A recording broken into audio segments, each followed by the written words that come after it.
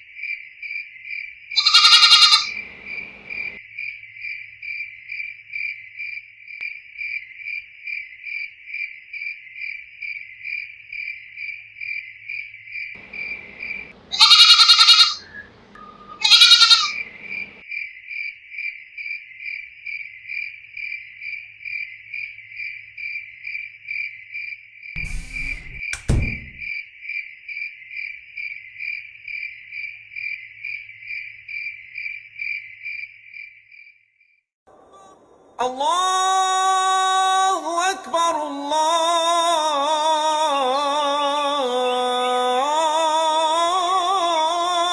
अकबर।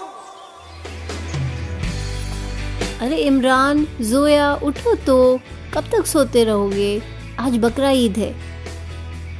देखो तुम्हारे अबू मुन्ना को नहला रहे हैं।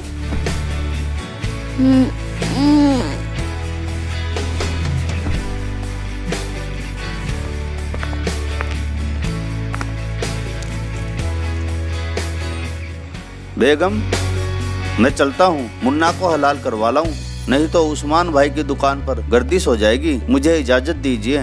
ठीक है जी, संभल कर जाना। खुदा हाफिज। अम्मी, अब्बू मुन्ना को कहाँ लेकर जा रहे हैं? बेटा, तुम्हारे अब्बू मुन्ना को हलाल कराने के लिए लेके जा रहे हैं। आज बकरा ईद जो है।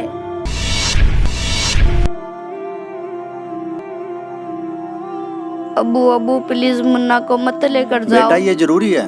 हमारा बिल्कुल भी मन नहीं लगेगा अबू, यदि मुन्ना को कुछ हो गया तो। बेटा ये जरूरी है। प्लीज अबू प्लीज मुन्ना को इमरान मत बेटा लेकर मान जाओ आप। Please Abu please. बेगम पकड़ो इसे। अब्बू मत लेकर जाओ ना मुन्ना को, आखिर उसने किसी का क्या बिगाड़ा है?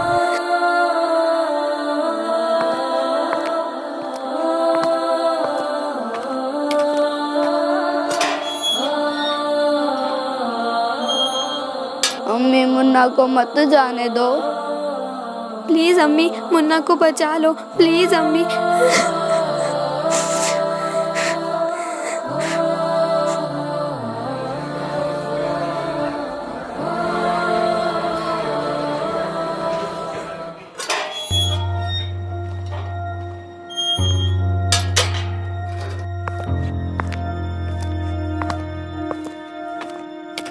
ये लो बेगम।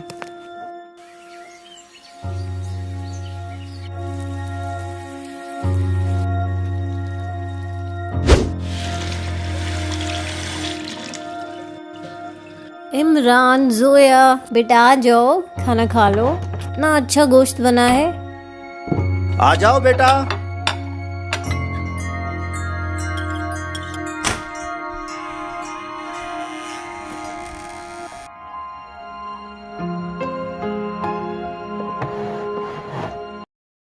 अब्बू मुन्ना कहाँ है?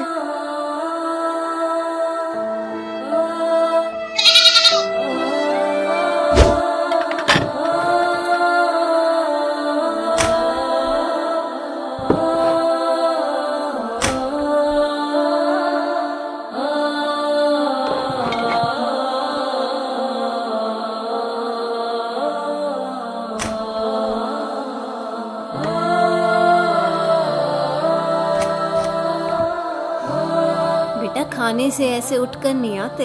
अल्लाह नाराज हो जाते हैं। चलो इमरान, खाना खा लो, उठो बेटा। चलो जोया, खाना खा लो बेटा, उठो। नहीं अब्बू, हम मुन्ना के गोश्त को नहीं खा सकते। हमें खाना नहीं खाना अब्बू, खाना नहीं खाना। बेटा ये तो अल्लाह का फरमान है। अल्लाह ने उसे ज़मीन पर हलाल होने के लिए ही भेजा था, उसे तो हलाल होना ही था। अब्बू क्या बिगाड़ा था मुन्ना ने आपका, कितना प्यारा था वो। माफ़ करना अब्बू, यदि कोई कल को हमें हलाल करे या कुछ कहे तो आप क्या करोगे? हाँ, कोई हाथ तो लगा कर दिखाए तुम्हें, हराम खोर के टुकड़े टुकड़े कर दूंगा। तो फिर अब्बू, आपने बगैर किसी कसूर के मुन्ना को क्यों हलाल करवा दिया?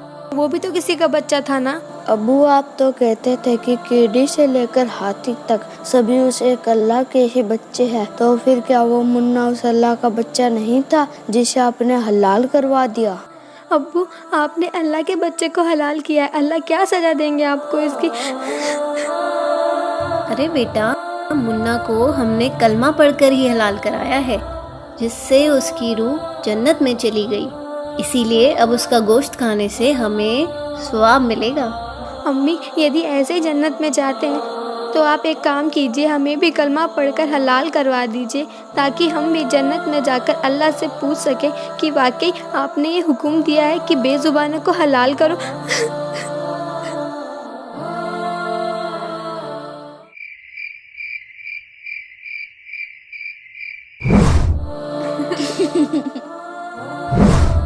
अब्बू अब्बू प्लीज मुन्ना को मत लेकर जाओ। बेटा ये जरूरी है। हमारा बिल्कुल भी मन नहीं लगेगा अब्बू, यदि मुन्ना को कुछ हो गया तो। बेटा ये जरूरी है। प्लीज अब्बू प्लीज मुन्ना को इमरान मत बेटा, लेकर मान जाओ आप।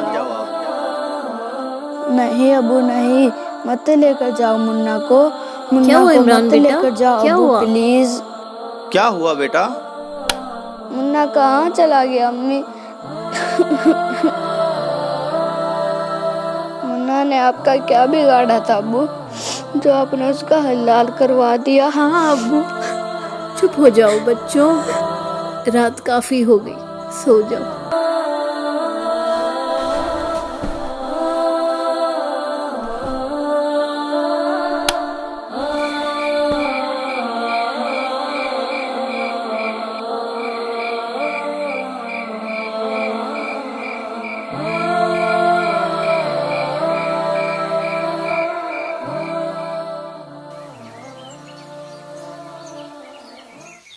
अच्छा बेटा, मैं जा रहा हूँ। बेगम मैं जा रहा हूँ। अस्सलाम वालेकुम।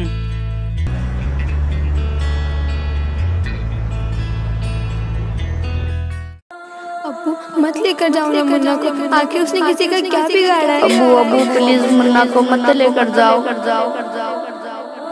माफ करना अब्बू, यदि कोई कल को हमें हलाल करे या कुछ कहे तो आप क्या करोगे? आरिफ भाई सलाम वालेकुम।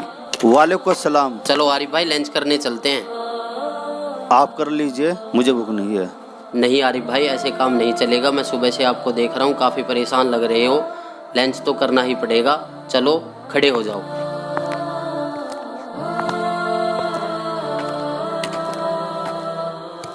आओ आरिफ भाई बैठो। हाँ तो आरिफ भाई बताओ, क्या बात है? सुबह से काफ़ी परेशान लग रहे हो। कुछ नहीं शहजाद भाई, कल बकरा ईद थी ना। कल की बकरा ईद ने तो मुझे झंझोड़ के रख दिया, मेरी रूह को एकदम निचोड़ दिया। बच्चों ने मुझसे ऐसे सवाल जवाब किए जिसका मेरे पास कोई जवाब नहीं था। अब्बू मुन्ना कहाँ है? अब्बू क्या बिगाड़ा था मुन्ना ने आपका? माफ करना अब्बू, यदि कोई कल को हमें हलाल करे या कुछ कहे तो आप क्या करोगे? आपने बगैर किसी कसूर के मुन्ना को क्यों हलाल करवा दिया? अब्बू आप तो कहते थे कि कीड़ी से लेकर हाथी तक सभी उस एक अल्लाह के ही बच्चे हैं, तो फिर क्या वो मुन्ना उस अल्लाह का बच्चा नहीं था जिसे आपने हलाल करवा दिया? अब्बू, आपने अल्लाह के बच्चे को हलाल किया है, अल्लाह क्या सजा देंगे आपको इसकी? तो शहजाद भाई अब आप ही बताइए मैं क्या करूं? उसके बारे में किसी बाखबर को पूछ कर देखो कि वो बाखबर होगा और वही खुदा की इबादत करने का तरीका बताएगा। और फिर तो आपको यह भी पता होगा कि वो बाखबर कौन है। जिसके बारे में कुरान शरीफ के अंदर जिक्र किया गया है। वो बाखबर ही तो संत रामपाल जी महाराज है। उन्होंने ही तो मुझे कुरान शरीफ का सच्चा ज्ञान बताया है। वो ऊपर से जो आदेश लेकर आया था हजरत मोहम्मद, उसमें बिस्मल यानी गाय को काटना, मुर्गे को काटना, बकरे को काटना, इसको बिस्मल बोलते हैं। ये कहते हैं रोजा, बंग और नमाज बताई थी उसने। रोजा माने व्रत, बंग जैसे ऊंचे शोर में आवाज करना, है भगवान हमारी अर्ज सुनना, इसको बंग बोलते हैं। और 5 वक्त की नमाज कहते हैं। सिर्फ इतना आदेश था हजरत मोहम्मद का, ये मांस खाने का नहीं था। ये तो बाद में किसी फरिश्ते ने किसी में प्रवेश करके ये बकवाद गढ़ रखी है, उसने कभी नहीं कहा कि नबी मोहम्मद नमस्कार है राम रसूल कहाया, 1,80,000 को सौगंध जिन नहीं करद चलाया।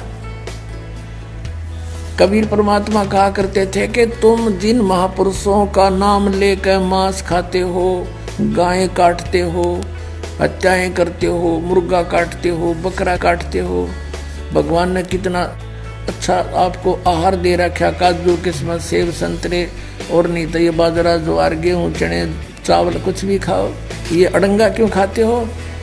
तुम्हारे नबी ने हजरत मोहम्मद ने कभी किसी की हिंसा नहीं की।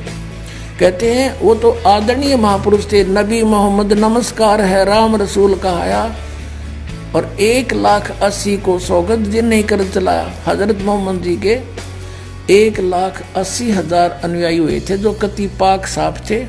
वो ब्याज तक भी नहीं लेते थे, जिहाद संघर्ष नहीं करते थे, किसी का कत्ल करना भी महापाप मानते थे। वो तो ऐसे महापुरुष थे। कहते हैं अरस कुरस पर अल्लाह तकत है, अरस कुरस पर आसमान के ऊपर अंतिम छोर पे अरस कुरस पर अल्लाह तकत है, भगवान का सिंहासन है, और खालिक बिन नहीं खाली, और वह पैगंबर पाक पुरुष थे साहिब के अब्दाली। जिन महापुरुषों की तुम आड़ लेकर दुनिया को भ्रमित कर रहे हो, मांस खिला रहे हो, पाप के भागी बना रहे हो, उन्होंने कभी मांस छुआ नहीं। मांस वगैरह भक्षण करना ये समर्थ का आदेश नहीं।